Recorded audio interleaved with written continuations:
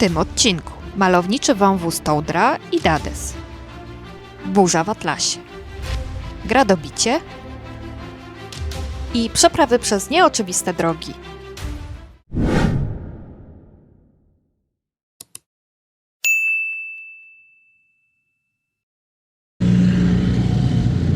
Tak, zaczynamy 6. dzień naszej podróży. Dziś powspinamy się trochę po górskich dróżkach, troszkę zakrętów, troszkę serpentyn, także 200 km na jedną z przełęczy, później powrót. Nocleg mamy już ogarnięty. Cała podróż ma zająć około 4 godzin. No wiadomo, jakieś przystanki.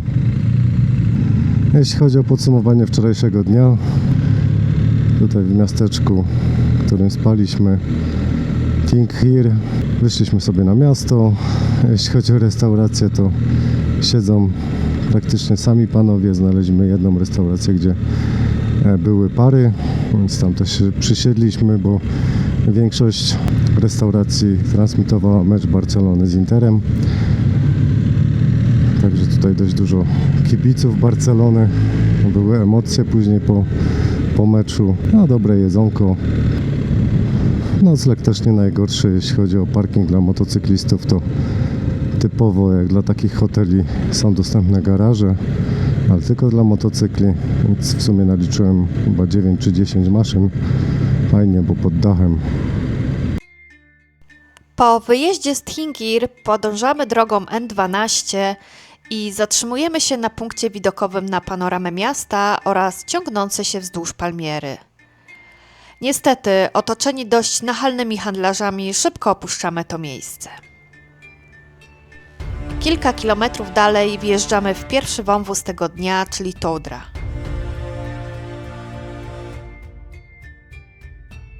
O wąwozie Toudra można powiedzieć, że to naturalna twierdza, a ściany wąwozu osiągają nawet 300 metrów wysokości. To też najpopularniejsze miejsce wspinaczkowe w Maroku. Znajduje się tutaj ponad 400 tras wspinaczkowych o różnym stopniu trudności.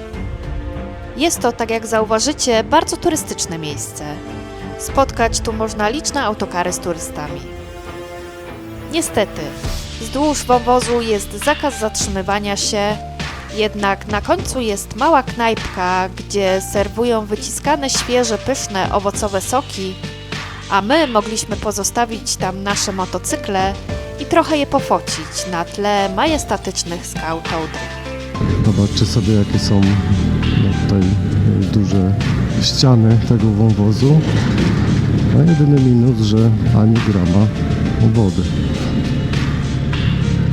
Tak jak w całym Maroku, jak do tej pory przejeżdżaliśmy, to praktycznie rzeki są wyschnięte. Dokładnie, to ważne spostrzeżenie. Przypatrzcie się, jak wygląda koryto rzeki. A dlaczego to takie ważne?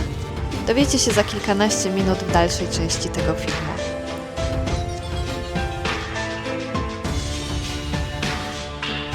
W każdym razie wodę widzieliśmy dopiero w zbiorniku wodnym przy tamie rzeki Toudra.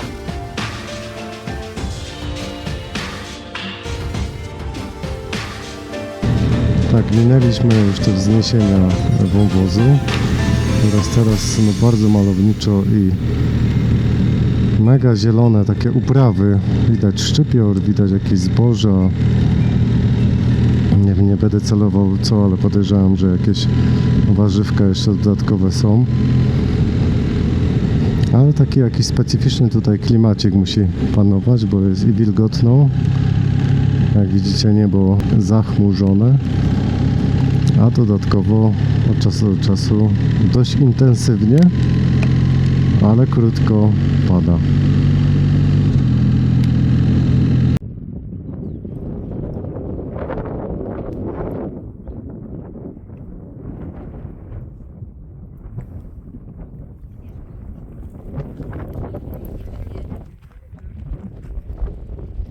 No my sobie na takich okolicznościach przyrody jesteśmy i będziemy jeść.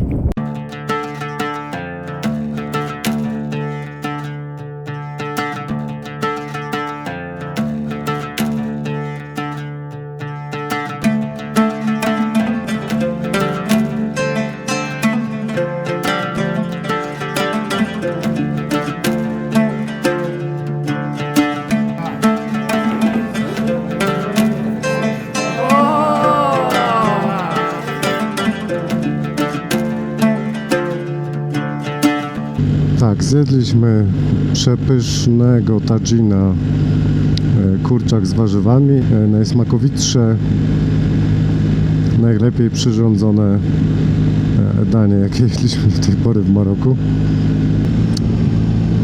No i w końcu troszeczkę rozjaśniło się niebo, zrobiło się niebieskie, więc troszeczkę kręcimy, jedziemy przynajmniej na sucho, chociaż przy deszczówkach jeszcze. Ale widoki są przepiękne. Wspinamy się coraz wyżej. Atlas wysoki prezentuje swoje oblicze, choć szczyty górskie skąpane są w chmurach. Przeszywające zimno daje się już też we znaki. Ciekawostka. Przełęcz Tizi Tikeruzine leży wyżej niż najwyższy szczyt polskich gór, czyli Rysy. Trochę się rozpadało. Właśnie zjechaliśmy z przełęczy 2600 metrów nad poziomem morza i powolutku zjeżdżamy w stronę Agudal. Mamy 10 km do celu. No taki ewenement, bo zaczął padać grad. Może niewielkich jakichś rozmiarów, ale przetrę. No, następna przeprawa się szykuje. Trzeba uważać, bo gdzieniegdzie są dziury.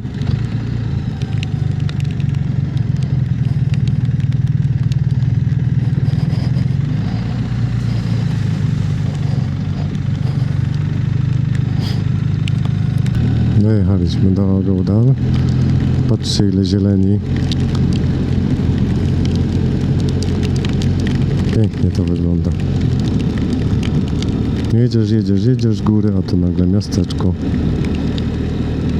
Taka soczysta ta zieleń.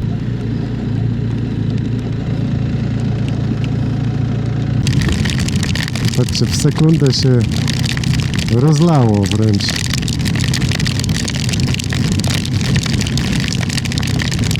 To ni to deszcz, ni to grad. Trochę daje po rękach, po ciele. No zaraz pewno przestanie. O. Ale dzięki temu trochę wody się zebrało w korytach i mieliśmy takie fajne przeprawy. Ale beauty. Byliśmy ciekawi drogi R704 z Agoutal w stronę wąwozu Dades. Przewodniki mówią, że nie jest ona na całej długości asfaltowa, co może być wyzwaniem, szczególnie zjeżdżając po serpentynach w deszczowej pogodzie. Zobaczymy. Na razie delektujemy się widokami, które pomimo braku słońca są przepiękne. Tak, temperatura znowu spadła do 9 stopni. Jest już przeszywająco zimno, jak na Maroko. A do tego jeszcze się rozpadało. A nawierzchnia jest taka z luźnym żużlem, ja bym tak to nazwał. Nie jakiś asfalt, ale luźny żużel. Zaczęły się agraweczki, ale niestety niezbyt pewnie przy deszczu i takiej luźnej nawierzchni kręca się. No poza tym jeszcze woda w dół spływa.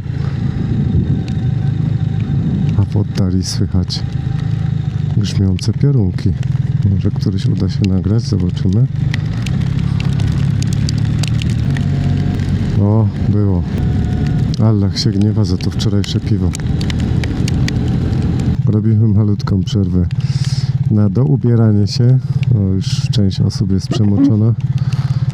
Motocykle, jak widzicie, całe pięknie obłocone. Żeby nie było. I ciśniemy dalej. Droga na razie robiła się taka szutrowo-błotnista. Ale przygoda to przygoda. Strasznie dużo wody przybrało na poboczach. Nie wiem, czy to będzie widać na kamerze. Ale tak jest. Zostało do celu 69 km. Godzina 45 minut. Nie wiem, czy w takich warunkach nie będzie to dłuższa trasa. Ale cały czas dajemy radę. 3 GS-y, 6 osób.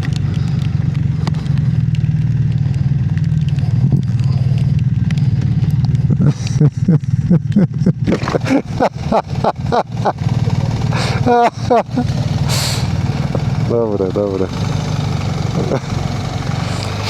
Czekaj.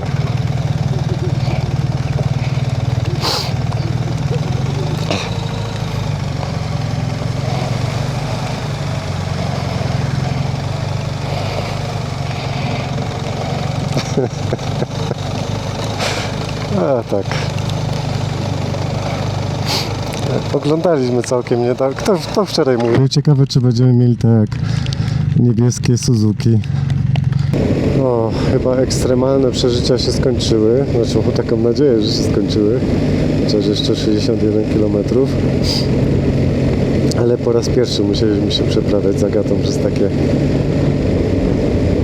gliniane ulice, kałuże. Także dobra zaprawa przed Islandią. Wyszło słoneczko, 12 stopni. Na razie się grzejemy. Atlas wysoki rozciąga się przed nami niczym kamienny ocean. Droga R704 prowadzi przez surowe zbocza, których kolory poprzez czerń, brąz, czerwień i pomarańcz przeplatają się z zielonymi oazami i wioskami z gliny. Dziś góry wyglądają inaczej. Krople spływają po kamieniach, a mgła i chmury dodają krajobrazowi tajemniczości. Gdy deszcz ustaje i przyjaśnia się niebo, góry zmieniają się zupełnie. Nabierają nowych barw, światło wydobywa ich kształty i nagle krajobraz wygląda jak zupełnie inny świat. Świat, gdzie czas płynie wolniej, a każdy zakręt odsłania nowy widok. Tutaj podróż nie jest tylko trasą. To spotkanie z majestatem natury i pięknem gór, które potrafią zaskoczyć nawet gradem w tym pustynnym afrykańskim kraju. Złapał nas grad. Niektóre kulki są jakieś wielkości, może nie piłeczek, ale do zobrazowania. Trochę wielkie te kule. Motocykl cały upierdzielony. My se stoimy pod drzewami, że może podczas burzy i ulewy tak nie powinno być, ale patrzcie, ile spadło gradu. Nie wiem, czy wy to widzicie.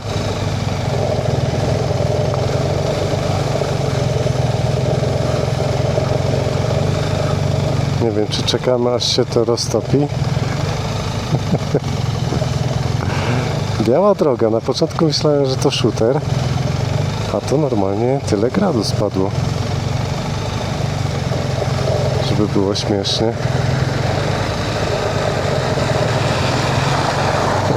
Afryka dzika.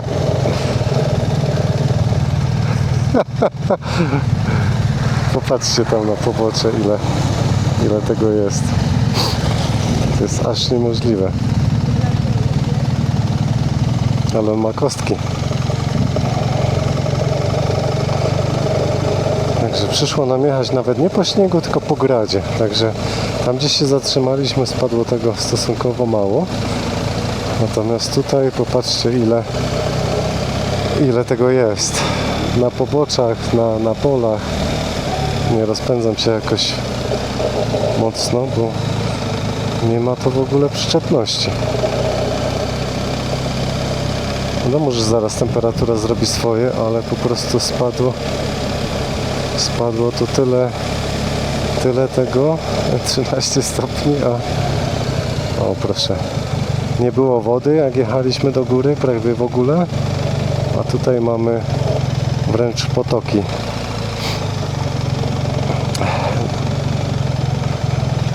Z gradem. Także ahoj przygodo.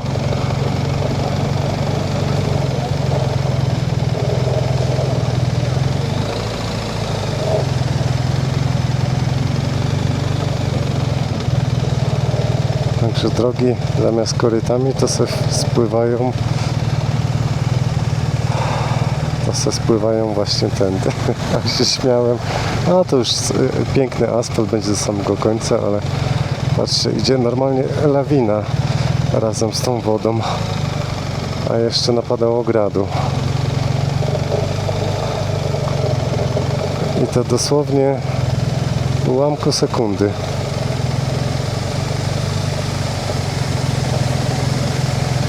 I to przecieka wszystko.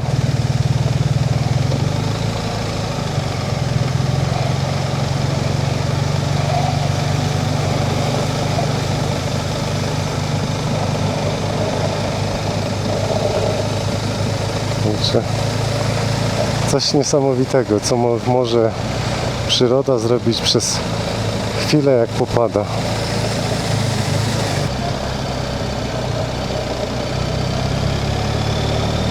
To jest pytanie, jakiej grad musi być temperatury, że jest 12 stopni, płynie po nim woda i on w ogóle nie topnieje.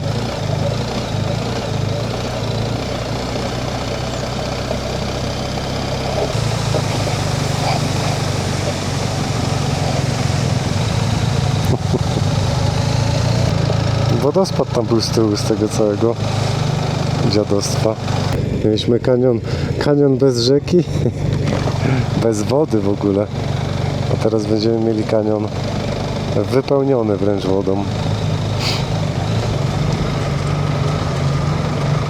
Wow. Popatrz te nawisy skalne.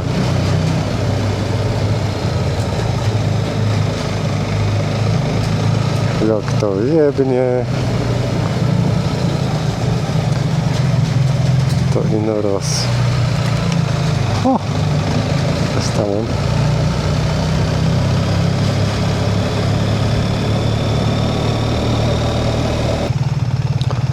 Dobra, stało nam 20 km. Zjedliśmy coś słodkiego, napiliśmy się chyba ostatniej kawy dzisiaj, bo to już 18. Lecimy na dół po serpentynkach i do hotelu ogrzać się troszeczkę po dzisiejszych emocjach.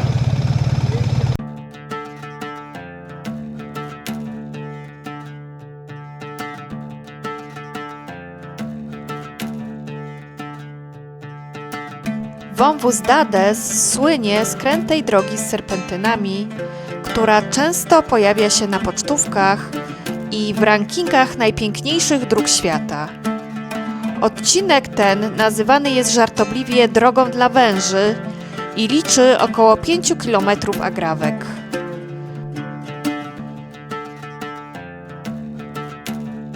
Największe wrażenie robi jednak z tarasu widokowego restauracji, w której przed chwilą piliśmy kawę. Tam można zobaczyć serpentynki w całej okazałości.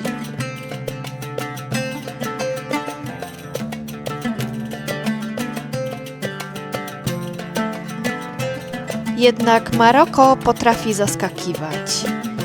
I to, co zostaliśmy za 5 kilometrów, przerosło nasze najśmielsze oczekiwania.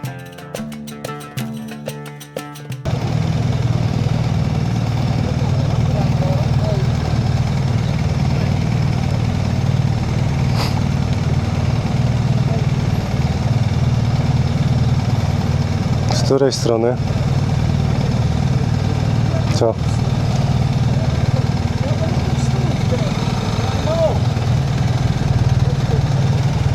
Co robimy? Seba? Co robimy? Kontusze takie są jak piękne, nie?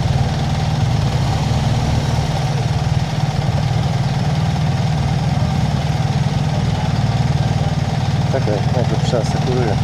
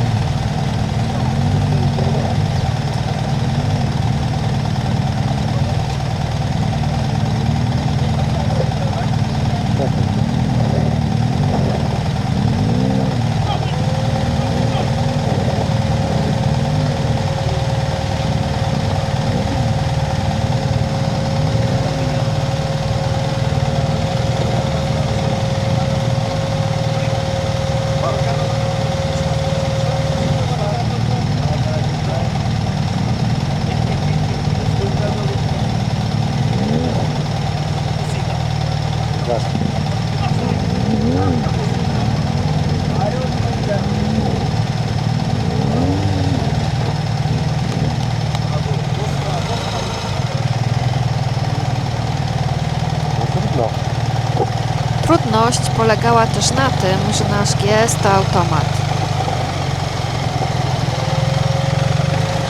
O, zobaczcie.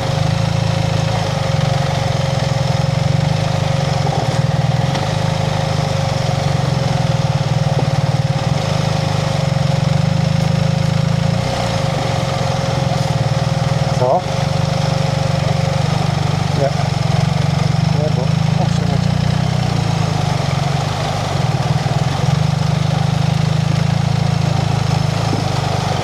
Muszę mieć podparcie, wiesz? Jedź. Przygazuj go i jedź. Tu się nie zatrzymuj. Jak możesz, to się nie zatrzymuj. Przechyl go w prawo tak, jakby pod wiatr jedź. Gazu. Czekaj, bo muszę...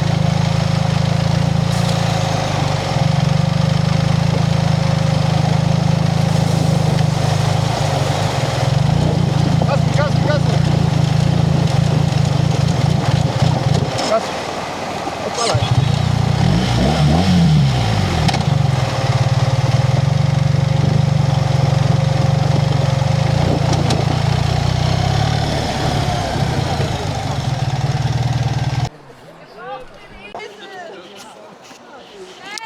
Tak, udało nam się przeprawić przez pierwszy brud, ale niestety napotkaliśmy na drugi. Na osiołkach jakimiś terenowymi daje radę, ale nam się niestety chyba nie uda. Tak wygląda GS-ik po przeprawie błotnej, wodnisnej, czy no rzecznej, o może tak. Także trochę mycia będzie. A tu jestem ja i wykręcam skarpetki. Tak, Agata wykręca skarpetki. Także przemoczeni, ale zadowoleni. Super. A super. Tak to kurwa tutaj wygląda. Przyjechali do Maroka, miało być ładnie, miało być ciepło. Magdaleno, co powiesz? No, powiem wam, mam basen W butach, no ja też. Uwaga. Welcome to Maroko. Sebastianie, jakie jeszcze masz... Zimne piwo w hotelu zamówiłem. Powiem tak. Jakby tu mieli jakąś łopatę, to bym przegarnął, to i byśmy przejechali. Znaczy chłop powiedział... Przegarnąłbyś, bo to ci zaraz przyniesie kolejne. Po niecałej godzinie przynieśli łopaty i powoli zaczęli się wszyscy przeprawiać. Co jak widać nie było łatwe.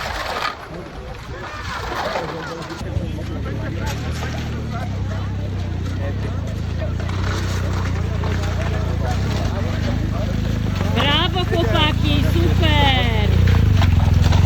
Ekstra, jedziemy do hotelu! Tak, ta radość. Jedziemy do hotelu. Kilka kilometrów dalej napotkaliśmy jeszcze na kolejny, ale już uprzątnięty zamek.